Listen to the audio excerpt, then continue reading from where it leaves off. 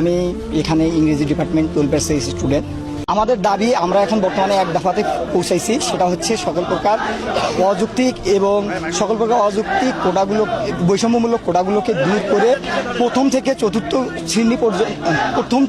শ্রেণী পর্যন্ত যথাযথ কোটা সংস্কার করা। আর এখানে আমাদের হচ্ছে বিচার বিভাগের সাথে আমাদের কোনো সম্পর্ক না, আমাদের সম্পর্ক হচ্ছে নির্বাহী বিভাগের কাছে। কারণ আপনারা জানেন সংবিধানের 29 নম্বর অনুচ্ছেদে বলা হয়েছে সরকারি চাকরিক্ষেত্রে সকল নাগরিক সমান সুবিধা ভোগ করবে।